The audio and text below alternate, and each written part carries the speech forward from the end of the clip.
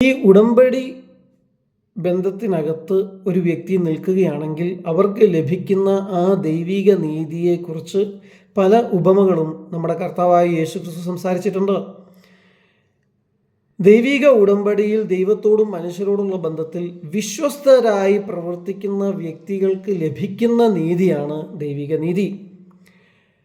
അതിൽ വളരെ ശ്രദ്ധേയമായ ഒരു ഉപമ എന്ന് പറയുന്നത് യോഹന്നാൻ സുവിശേഷം 15-ാം അധ്യായത്തിലെ മുന്തിരിവള്ളിയുടെ ഉപമയാണ്. അതിൽ ദൈവമാണ് ആ മുന്തിരിവള്ളി, ഞാൻ സാക്ഷാൽ മുന്തിരിവള്ളി, കർത്താവാണ് ആ മുന്തിരിവള്ളി, നിങ്ങൾ എൻ്റെ ശാഖകൾ, ബ്രാഞ്ചസ്. ആ മുന്തിരിവള്ളിക്കകത്ത് നമ്മൾ ഓരോരുത്തരും യേശു ക്രിസ്തു മുഖാന്തരം ദൈവവുമായിട്ട് കണക്റ്റഡ് ആയിട്ടിരിക്കുന്നു. യേശു ക്രിസ്തുവുമായിട്ട് നമ്മൾ എന്തായിരിക്കുന്നു? കണക്റ്റഡ് ആയിട്ടിരിക്കുന്നു. ഓരോ മുന്തിരിവള്ളിയുടെ ഓരോ ശാഖ അതിനോട് ബന്ധപ്പെട്ടിരിക്കുന്നത് പോലെ നമ്മളും യേശു ക്രിസ്തുവിൽ കൂടെ വ്യാപരിക്കുന്ന ആ ജീവനുമായിട്ട് കണക്റ്റഡ് ആയിട്ടിരിക്കുന്നു. യേശു ക്രിസ്തുവുമായിട്ട് നമ്മൾ കണക്റ്റഡ് ആയിട്ടിരിക്കുന്നു പരിശുദ്ധാത്മാവിലൂടെ. അങ്ങനെ നമ്മൾ കണക്റ്റഡ് ആയിട്ടിരിക്കുമ്പോൾ ആണ് നമ്മൾ എന്ത് ചെയ്യുക? ഫലം കായ്ക്കുക.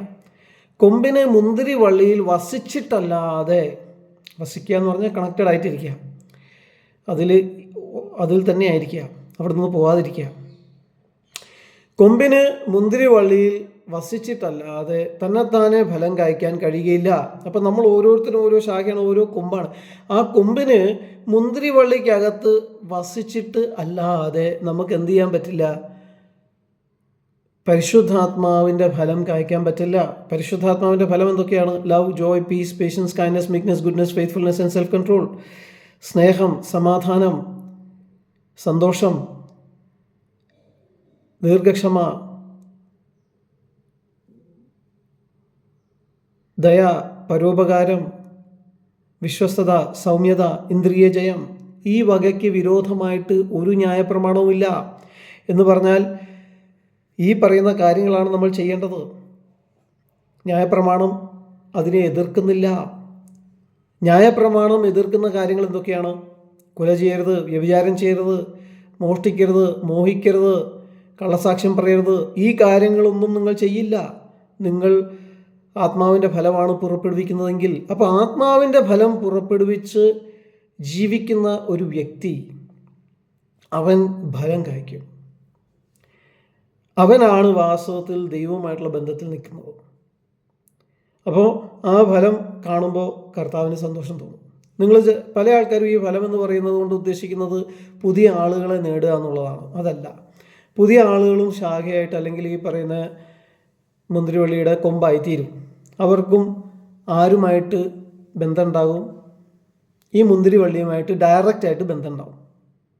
അപ്പോൾ അത് തെറ്റായ ഒരു ഇൻ്റർപ്രിട്ടേഷനാണ്. അത് പല സ്ഥലത്ത് ഞാൻ കേട്ടിട്ടുണ്ട്. നിങ്ങൾ കൂടുതൽ പേരെ കർത്താവിൻ്റെ ഭാഗത്തേക്ക് കൊണ്ടുവരണം എന്നുണ്ടെങ്കിൽ നിങ്ങൾ കർത്താവുമായിട്ടുള്ള നല്ല ബന്ധത്തിൽ ജീവിക്കണം. അങ്ങനെ ഉപയോഗിക്കുന്നവരുണ്ട്. പക്ഷെ അത് ശരിയായ ഒരു ഇൻ്റർപ്രിട്ടേഷൻ അല്ല. കാരണം അങ്ങനെ ആകുമ്പോൾ എന്ത് സംഭവിക്കും? നമ്മൾ കൊണ്ടുവരുന്ന ഫലങ്ങളായി ബാക്കിയുള്ള ആളുകൾ മാറും. അവർക്ക് പിന്നെ എന്തുണ്ടാവില്ല? ദൈവവുമായിട്ട് ഡയറക്റ്റായിട്ട് ബന്ധം ഉണ്ടാവില്ല. അവർക്ക് ഡിക്കയോ സൂനെ തെവ് എന്ന് പറയുന്ന ദൈവിക നീതി ലഭിക്കില്ല. അവർക്ക് ദൈവവുമായിട്ട് ഉടമ്പടി ഉണ്ടാവില്ല. അവർക്ക് യേശു ക്രിസ്തുവുമായിട്ട് വാസ്തവത്തിൽ വ്യക്തിപരമായിട്ട് ബന്ധമുണ്ടാകില്ല. അങ്ങനെ ഇല്ലാതിരിക്കുമ്പോൾ അവരിൽ പരിശുദ്ധാത്മാവ് ഉണ്ടാകില്ല. അങ്ങനെയാണെങ്കിൽ അവർക്ക് നിത്യജീവൻ ലഭിക്കില്ല. അപ്പോൾ ആ രീതിയിൽ ആ ഉപമ ഉപയോഗിക്കുന്നത് ശരിയല്ല. ഇവിടെ ഉപയോഗിക്കേണ്ടത് ഏത് രീതിയിലാണ്? കർത്താവ് പറഞ്ഞു, നിങ്ങൾ എൻ്റെ സ്നേഹിതരാണ് എന്ന് മറ്റുള്ളവർ നിങ്ങൾ തമ്മിലുള്ള സ്നേഹം മൂലം അറിയും. കർത്താവിൻ്റെ സ്വഭാവത്തെക്കുറിച്ചും സ്നേഹത്തെക്കുറിച്ചും കൂടുതൽ ആഴങ്ങളിൽ സംസാരിക്കുന്ന അധ്യായങ്ങളാണ് യോഹന്നാൻ സുവിശേഷം 13, 14, 15, 16, 17. കർത്താവ് തൻ്റെ ശിഷ്യന്മാരോട് കൂടെ അത്താഴം കഴിക്കുന്ന സമയത്ത് ഏറ്റവും പ്രധാനപ്പെട്ട കാര്യങ്ങൾ കർത്താവ് അവർക്ക് പറഞ്ഞു കൊടുക്കുന്ന രീതിയിലാണ് ഈ അധ്യായങ്ങളെ ചിത്രീകരിച്ചിരിക്കുന്നത്. അതിനകത്താണ് ഒരു വ്യക്തി ചോദിക്കുകയാണ്, ദൈവമേ, ഞാൻ ഇതുവരെയും പിതാവിനെ കണ്ടിട്ടില്ല, നീ എങ്ങോട്ടാണ് പോകുന്നതെന്ന് എനിക്കെങ്ങനെ അറിയാൻ പറ്റും? അപ്പോൾ കർത്താവ് ആ വ്യക്തിയോട് പറയാണ്, നീ എന്നെ കണ്ടിട്ട് നിനക്ക് മനസ്സിലായില്ലേ? പിതാവ് എന്നിലാണ്, ഞാൻ പിതാവിലാണ്, ഞാനും പിതാവും ഒന്നാകുന്നു. പിതാവ് എന്നിൽ പ്രവർത്തിക്കുന്നതുകൊണ്ടാണ് ഞാൻ ഈ ഫലം കായ്ക്കുന്നത്. ആ ഫലം എന്താണ്? സ്നേഹം. കർത്താവ് പിതാവിൻ്റെ സ്വഭാവം ദൈവം സ്നേഹം തന്നെ എന്ന് യോഹന്നാൻ വേറൊരു സ്ഥലത്ത് പറയുന്ന ആ സ്വഭാവം ശിഷ്യന്മാരുടെ മുമ്പിൽ പ്രദർശിപ്പിക്കുകയാണ്. ആദ്യം അവരുടെ കാലുകൾ കഴുകുന്നു, അവരെ സ്നേഹിക്കുന്നു, അവനെ ഒറ്റിക്കൊടുക്കാൻ പോകുന്ന ആളുടെ വരെ കാല് കഴുകുന്നു.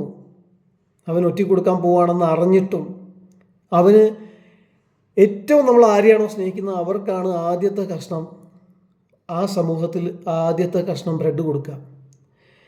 ആ ബ്രെഡ് വീഞ്ഞിൽ മുക്കിയിട്ട് ആ കർത്താവിൻ്റെ ഏറ്റവും വലിയ വൈരിയും ശത്രുവും ഒറ്റുകാരനുമായിരിക്കുന്ന യൂദയ്ക്കാണ് കർത്താവ് കൊടുക്കുന്നത്. കർത്താവിൻ്റെ സ്നേഹത്തിൻ്റെ ആഴം കർത്താവിടെ പ്രദർശിപ്പിക്കുകയാണ്. ഈ സ്നേഹമാണ് പിതാവിന് എല്ലാ മനുഷ്യരോടും. ഇന്ന് നമ്മൾ നമ്മുടെ ശത്രുക്കളായി കാണുന്ന പല ആളുകളുമുണ്ട്. ഈ ആളുകളെയൊക്കെ നമ്മൾ അതുപോലെ സ്നേഹിക്കണം, നമ്മളെ ചതിക്കുന്നവരെയും അതുപോലെ സ്നേഹിക്കണം എന്നാണ് കർത്താവ് ശിഷ്യന്മാർക്ക് മനസ്സിലാക്കി കൊടുക്കാനായിട്ട് ആഗ്രഹിക്കുന്നത്. അതിനോടുള്ള ബന്ധത്തിലാണ് കർത്താവ് 15-ാം അധ്യായത്തിലേക്ക് വരുമ്പോൾ ശിഷ്യന്മാരോട് പറയാണ്, നിങ്ങൾക്ക് എന്നോട് ആ ബന്ധം വന്നു കഴിഞ്ഞാൽ, പരിശുദ്ധാത്മാവിനെക്കുറിച്ച് 14-ാം അധ്യായത്തിൽ കുറേ കാര്യങ്ങൾ പറയുന്നു, 16-ലും വീണ്ടും പറയും. പരിശുദ്ധാത്മാവ് മൂലമാണ് ഈ ബന്ധം വരാൻ പോകുന്നത്. അങ്ങനെ ആ ബന്ധം വന്നു കഴിഞ്ഞാൽ നിങ്ങൾ കൊമ്പുകൾ മാതിരിയാണ്, ഞാൻ മുന്തിരിവള്ളിയാണ്. മുന്തിരിവള്ളിക്കകത്ത് ഓരോ കൊമ്പും ശരിയായ രീതിയിൽ വസിക്കുകയാണെങ്കിൽ അവർക്ക് പ്രത്യേകിച്ച് ഒന്നും ചെയ്യേണ്ട ആവശ്യമില്ല. ആ സ്നേഹം അവരിലൂടെ ഒഴുകും. ഒരു മുന്തിരിവള്ളിക്കകത്ത് അതിൻ്റെ ജീവൻ ഒഴുകുന്നത് പോലെ ഓരോ കൊമ്പും മുന്തിരിവള്ളിക്കകത്ത് ഇരുന്നാൽ മതി, വസിച്ചാൽ മതി. ഞാൻ വേറൊരു സ്ഥലത്ത് പറഞ്ഞിട്ടുണ്ട്, പണ്ട് ക്രിക്കറ്റ് കളിക്കുന്ന സമയത്ത് എൻ്റെ കോച്ച് പറയുമായിരുന്നു, മനോജ് അവിടെ നിന്നാൽ മതി, റൺസ് വരും. റൺസിന് വേണ്ടി കൂടുതൽ ഇങ്ങനെ വറീഡായിട്ട് അടിക്കാനോ അല്ലെങ്കിൽ നമുക്ക് നല്ല രീതിയിൽ കളിക്കാൻ കഴിയാത്ത ബോളുകൾ പരിശ്രമിച്ച് വേറെ എന്തെങ്കിലുമൊക്കെ ആക്കാനോ ശ്രമിക്കരുത്. അവിടെ നിന്നാൽ മതി, റൺസ് വരും. കാരണം ഞാനൊരു നാച്ചുറൽ സ്ട്രോക്ക് പ്ലെയർ ആണെന്ന് എൻ്റെ കോച്ചിനറിയാം. ഇപ്പോൾ ഒരു ലൂസ് ബോൾ വന്നാൽ ഞാൻ തന്നെത്താനെ സ്കോർ ചെയ്യും. പക്ഷേ ഒരു വെപ്രാളത്തിൽ ഞാൻ കൂടുതൽ റൺസ് എടുക്കാനായിട്ട് ശ്രമിച്ചിട്ട് എൻ്റെ വിക്കറ്റ് കളയുന്നതാണ് കൂടുതൽ ബുദ്ധിമുട്ട്. അത് കഴിഞ്ഞിട്ട് പിന്നെ എനിക്കൊന്ന് സ്കോർ ചെയ്യാൻ പറ്റില്ലല്ലോ. മനോജ് അവിടെ നിന്നാൽ മതി, റൺസ് വരും എന്ന് പറയുന്നത് മാതിരി നമ്മൾ ഈ മുന്തിരി വള്ളിക്കകത്ത് കിടന്നിട്ട് വെപ്രാളപ്പെടുകയൊന്നും വേണ്ട ഫലം പുറപ്പെടുവിക്കാൻ വേണ്ടിയിട്ട്. മുന്തിരി വള്ളിക്കകത്ത് വസിച്ചാൽ മതി. മുന്തിരി വള്ളിക്കകത്താണ് നമ്മൾ ഇരിക്കുന്നതെങ്കിൽ എന്ന് വെച്ചാൽ എപ്പോഴും ദൈവവുമായുള്ള ബന്ധത്തിൽ ദൈവവചനം ധ്യാനിക്കുക, പ്രാർത്ഥിക്കുക, പരിശുദ്ധാത്മാവിനോട് സഹായം ചോദിക്കുക. പാപങ്ങളും കാര്യങ്ങളൊക്കെ നമ്മുടെ മുമ്പിൽ വരുമ്പോൾ അതിനെ എങ്ങനെ അതിജീവിക്കണം എന്നതിനെക്കുറിച്ച് ചിന്തിക്കുക, പ്രിപ്പയർ ആകുക, മനസ്സിലാക്കുക, സാത്താൻ്റെ ചതിക്കുഴികളിൽ വീഴാതിരിക്കുക. അങ്ങനെ നമ്മൾ മുന്തിരിവള്ളിക്കകത്ത് വസിക്കുന്ന കാര്യങ്ങൾ ചെയ്തുകൊണ്ടിരിക്കുകയാണെങ്കിൽ മറ്റുള്ളവരെ സഹായിക്കുക, ശുശ്രൂഷിക്കുക, സേവിക്കുക, രക്ഷിക്കുക, ഇങ്ങനെയുള്ള കാര്യങ്ങളാണ് നിങ്ങൾ ചെയ്യുന്നതെങ്കിൽ നിങ്ങൾക്ക് പാപങ്ങൾക്ക് പ്രത്യേകിച്ച് സമയമൊന്നും ഉണ്ടാവില്ല. ഗൂഢാലോചന നടത്താനോ ഒരാളെ കൊലപാതകം ചെയ്യാനോ വ്യഭിചാരം ചെയ്യാനോ മോഷ്ടിക്കാനോ മോഹിക്കാനോ കള്ളസാക്ഷിയൊക്കെ ഉണ്ടാക്കി പറയാനോ ഒന്നും നിങ്ങൾക്ക് സമയം ഉണ്ടാവില്ല. വാസ്തവത്തിൽ ഞാൻ പറയാം, എനിക്ക് സമയമില്ല. മറ്റുള്ളവരെ നമ്മൾ ശുശ്രൂഷിക്കാനും സേവിക്കാനും സഹായിക്കാനും സ്നേഹിക്കാനും രക്ഷിക്കാനും ഒക്കെ ആയിട്ട് തുടങ്ങിക്കഴിയുമ്പോൾ പിന്നെ നമുക്ക് ഈ തിന്മകളൊന്നും ചെയ്യാൻ സമയം ഉണ്ടാവില്ല. നമ്മളതിന് അവൈലബിൾ അല്ല. അതാണ് പൗലോസ് പറഞ്ഞത്, നിങ്ങൾ ആത്മാവിൻ്റെ ഫലം കായ്ക്കുകയാണെങ്കിൽ നിങ്ങൾ പാപം ചെയ്യില്ല. ആത്മാവിൻ്റെ ഫലം കായ്ക്കുകയാണെങ്കിൽ നിങ്ങൾ ന്യായപ്രമാണത്തെ ലംഘിക്കില്ല. അപ്പോൾ നിങ്ങൾ ഈ ന്യായപ്രമാണം ലംഘിക്കുമോ എന്ന് പറഞ്ഞ് ഇങ്ങനെ ചിന്തിച്ചിട്ട് വെപ്രാളപ്പെടേണ്ട കാര്യമൊന്നുമില്ല. നിങ്ങൾ പരിശുദ്ധാത്മാവ് ലഭിച്ചവരാണ്. ആത്മാവിൽ ആരംഭിച്ച ഗലാത്യരെ നിങ്ങൾ ഇനി വീണ്ടും ജഡീകമായിട്ട് ദൈവത്തിൻ്റെ ന്യായപ്രമാണം അനുസരിക്കാനായിട്ട് യഹൂദന്മാരെ പോലെ അവർ ജഡീകമായിട്ടാണ് ന്യായപ്രമാണം അനുസരിച്ചുകൊണ്ടിരുന്നത്. കാരണം അവർക്ക് പരിശുദ്ധാത്മാവില്ല, വ്യക്തിപരമായിട്ട് ദൈവമായിട്ട് ബന്ധമില്ല. അപ്പോൾ ജഡീകമായിട്ട് ദൈവത്തിൻ്റെ പ്രമാണത്തെ അനുസരിക്കാൻ നിങ്ങൾ ശ്രമിക്കുകയാണോ? ഞങ്ങൾ ശ്രമിച്ചിട്ട് ഞങ്ങൾക്ക് കഴിഞ്ഞില്ല, പിന്നെ നിങ്ങളാണ് ഇത് ചെയ്യാൻ പോകുന്നത്. 2000 കൊല്ലം ശ്രമിച്ചിട്ടുണ്ട്, എന്നിട്ട് കഴിയാതെ ദൈവം പരിശുദ്ധാത്മാവിനെ അയച്ചിട്ടാണ് ഞങ്ങളെ കൊണ്ടിത് ചെയ്യിപ്പിക്കുന്നത്. അപ്പോൾ നിങ്ങൾ സ്വന്തം ബുദ്ധിയിൽ ഊന്നിയിട്ട് ഇത് ചെയ്യാൻ ശ്രമിച്ചിട്ട് അത് ചെയ്തെടുക്കുമെന്ന് വിചാരിക്കുന്നത് എത്ര ഭോഷത്വമാണ്. എന്നാണ് പൗലോസ് അവരോട് ചോദിക്കുന്നത്. ഗലാത്യർക്ക് എഴുതിയ ലേഖനം മുഴുവൻ അതാണ്. അപ്പോൾ വാസ്തവത്തിൽ പറഞ്ഞാൽ ദൈവവുമായി വ്യക്തിപരമായ ഒരു ബന്ധത്തിൽ വന്നു കഴിഞ്ഞിരിക്കുന്ന കർത്താവ് സാക്ഷാൽ മുന്തിരിവള്ളിയും നമ്മൾ ആ മുന്തിരിവള്ളിയുടെ ഒരു ശാഖയുമാണെങ്കിൽ ആ ശാഖയിലേക്ക് ഈ ദൈവത്തിൻ്റെ പരിശുദ്ധാത്മാവിലൂടെ സ്നേഹം ഒഴുകിക്കൊണ്ടിരിക്കും. ആ സ്നേഹം ഒഴുകുമ്പം സ്നേഹത്തിൻ്റെ ഫലമാണ് ഈ ആത്മാവിൻ്റെ ഫലം എന്ന് പറഞ്ഞാൽ.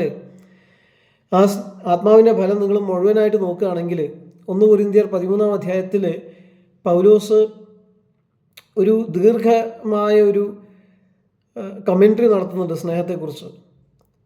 അപ്പോൾ അവിടെ പൗലോസ് പറയുന്നത് സ്നേഹം നിഗളിക്കുന്നില്ല, ചേർക്കുന്നില്ല, അയോഗ്യമായി നടക്കുന്നില്ല, ദ്വേഷിക്കുന്നില്ല, ദോഷം കണക്കിടുന്നില്ല, എല്ലാം സഹിക്കുന്നു, എല്ലാം പൊറുക്കുന്നു, എല്ലാം ക്ഷമിക്കുന്നു, വിശ്വസ്തത കാണിക്കുന്നു. ഇതൊക്കെ അതിലുണ്ട്. അപ്പോൾ ഈ കാര്യങ്ങൾ നമ്മൾ എടുത്തിട്ട് ഇതുമായിട്ട് ചേർത്തിട്ട് വായിക്കുകയാണെങ്കിൽ ആത്മാവിൻ്റെ ഫലത്തിനകത്തുള്ള കാര്യങ്ങളാണ് അവിടെ ഉള്ളത്. എന്തൊക്കെയാണ്? സ്നേഹം, സമാധാനം, സന്തോഷം, ദീർഘക്ഷമ, ദയ, പരോപകാരം, ഇന്ദ്രിയജയം, വിശ്വസ്തത, സൗമ്യത. ഇതൊക്കെയാണ് വേണ്ടത്. ഈ കാര്യങ്ങൾ നമ്മളിൽ നിന്നും പുറപ്പെടാൻ വേണ്ടി ദൈവം ചിലപ്പോൾ ചില സാഹചര്യങ്ങളെ ഒരുക്കും. അതാണ് പിതാവ് ചെയ്യുന്ന കാര്യം. അപ്പോൾ പിതാവ് നന്നായി ഫലം കായ്ക്കുന്ന കൊമ്പുകളെ ചെത്തി വെടിപ്പാക്കും. മുന്തിരിവള്ളിയെ ചെത്തി വെടിപ്പാക്കേണ്ട കാര്യമൊന്നുമില്ല. മുന്തിരിവള്ളി ഓൾറെഡി ക്രൂശിക്കപ്പെട്ട് ഉയർത്തെഴുന്നേറ്റ വ്യക്തിയാണ്. അപ്പോൾ കർത്താവിനെയല്ല ഇനി ചെത്തി വെടിപ്പാക്കുന്നത്. നമ്മൾ ഓരോരുത്തരെയും പിതാവായ ദൈവം നമ്മുടെ ജീവിതത്തിൽ ചില സാഹചര്യങ്ങളൊക്കെ ഒരുക്കിയിട്ട് നമുക്ക് മറ്റുള്ളവരെ സ്നേഹിക്കാൻ കഴിയാത്ത സാഹചര്യങ്ങൾ വരുമ്പോഴാണ്, ഈ യൂദയെ പോലുള്ള ചില ആളുകൾ നമ്മുടെ ജീവിതത്തിൽ വരുമ്പോഴാണ്, എത്ര പറഞ്ഞു കൊടുത്തിട്ടും മനസ്സിലാക്കാൻ കഴിയാത്ത പത്രോസിനെ പോലുള്ള ആളുകൾ നമ്മുടെ ജീവിതത്തിലേക്ക് വരുമ്പോഴാണ്, പിന്നെ നമ്മളെപ്പോഴും വീക്ഷിച്ചുകൊണ്ടിരിക്കുന്ന, നമ്മളെ കൊല്ലാൻ വരെ തയ്യാറുള്ള പരീശന്മാരെ പോലെയുള്ള, ഹെരോദാവിനെ പോലെയുള്ള ആളുകൾ ഉള്ളപ്പോഴാണ് ഈ സ്നേഹിക്കാനുള്ള അവസരം നമുക്ക് ലഭിക്കുന്നത്. സ്നേഹിക്കാൻ കഴിയാത്തവരെ സ്നേഹിക്കുന്നതാണ് സ്നേഹം. ഇത് ഞാൻ പറഞ്ഞല്ല, ഫിലിപ്പിയാൻസി എന്ന് പറഞ്ഞൊരു വലിയ ദൈവദാസൻ പറഞ്ഞൊരു കാര്യമാണ്. അദ്ദേഹം ജേർണലിസ്റ്റാണ്, പുസ്തകങ്ങൾ എഴുതും. അദ്ദേഹം പറഞ്ഞെന്താണ്, സ്നേഹിക്കാൻ ഒരിക്കലും നിങ്ങളെ കൊണ്ട് ആ വ്യക്തിയെ സ്നേഹിക്കാൻ കഴിയില്ല. ചില ആളുകൾക്ക് അത് നരേന്ദ്രമോദിയാണ്, ചില ആൾക്കാർക്ക് അത് ഡൊണാൾഡ് ട്രംപാണ്, ചില ആൾക്കാർക്ക് അത് എർദോഗാനാണ്, ചില ആൾക്കാർക്ക് അത് സിൻവറാണ്. ആരായാലും ശരി, നിങ്ങൾക്കൊട്ടും സ്നേഹിക്കാൻ കഴിയാത്ത ആ വ്യക്തി ആരാണോ ആ വ്യക്തിയെ നിങ്ങൾ സ്നേഹിക്കണം. അതാണ് ആത്മാവിലൂടെ ഒഴുകുന്ന സ്നേഹത്തിൻ്റെ പ്രത്യേകത.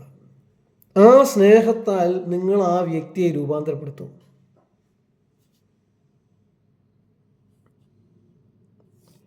അതാണ് ദൈവം നമ്മളെക്കുറിച്ച് ആഗ്രഹിക്കുന്നത്. അപ്പോൾ സ്നേഹത്താൽ നമ്മൾ മറ്റുള്ളവരെ രൂപാന്തരപ്പെടുത്തുക എന്ന് പറയുന്ന ഒരു കാര്യം അത്ര എളുപ്പത്തിൽ സംഭവിക്കുന്ന കാര്യമാണോ? ഒരിക്കലുമല്ല. നമ്മുടെ ജീവിതത്തിൽ ഇങ്ങനത്തെ സാഹചര്യങ്ങൾ പിതാവായ ദൈവം ഒരുക്കുന്നു. ആ പിതാവായ ദൈവം സാഹചര്യങ്ങൾ ഒരുക്കി നമ്മളെ ചെത്തി വെടിപ്പാക്കുന്നു. എന്നാൽ ചില കൊമ്പുകളുണ്ട്, അതിന് എത്ര സാഹചര്യങ്ങൾ ഒരുക്കിയാലും ഫലം കായ്ക്കില്ല. നല്ല സാഹചര്യങ്ങൾ കൊടുത്താൽ പോലും ഫലം കായ്ക്കില്ല. എന്ന് വെച്ചാൽ നല്ല അനുകൂലമായ അവസ്ഥയാണ്, നല്ല ജോലിയുണ്ട്, നല്ല ഭാര്യയുണ്ട്, കുട്ടികളുണ്ട്, എന്നാലും മറ്റുള്ളവരെ സ്നേഹിക്കാൻ വയ്യ. എപ്പോഴും അസൂയ, പക, പിണക്കം, കയ്പ്, വിദ്വേഷം, ജാരശങ്ക ഇതൊക്കെയായിട്ട് നടക്കുകയാണ്. അങ്ങനെയുള്ളവർ ഈ മുന്തിരിവള്ളിക്കകത്ത് വസിക്കില്ല. അങ്ങനെ മുന്തിരിവള്ളിക്കകത്ത് വസിക്കാത്തവർ കുറേ കഴിയുമ്പോൾ വളരെയധികം ബിറ്ററാവും. ബിറ്റർ എന്ന് പറഞ്ഞാൽ കയ്പ് നിറഞ്ഞവരാവും. അവരെ പിതാവായ ദൈവം വെട്ടിക്കളയും. അവർക്ക് നിത്യജീവൻ ഉണ്ടാകില്ല. അവരെല്ലാം കൂട്ടിവെച്ച് അവസാനം കത്തിക്കും, നരകത്തിലേക്ക് പോകും. പല ആളുകളും വരും. വിളിക്കപ്പെട്ടവർ അനേകർ, എന്നാൽ തിരഞ്ഞെടുക്കപ്പെട്ടവരോ ചുരുക്കം. ആ തിരഞ്ഞെടുക്കപ്പെട്ട ചുരുക്കത്തിലാണ് നിങ്ങളും ഞാനുമായിരിക്കുന്നത് എന്ന് ഞാൻ വിശ്വസിക്കുന്നു.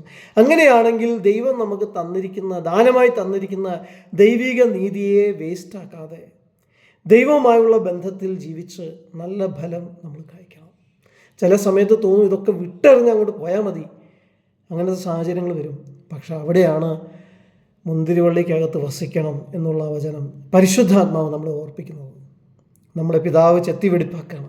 നമ്മൾ അധികം ഫലം കായ്ക്കേണ്ടതിന്, കൂടുതൽ ആളുകളെ കർത്താവിൻ്റെ സ്നേഹത്താൽ സ്നേഹിക്കേണ്ടതിന്. അങ്ങനെ സ്നേഹിച്ചാൽ അനേകം പേരെ നേടാനും സാധിക്കും.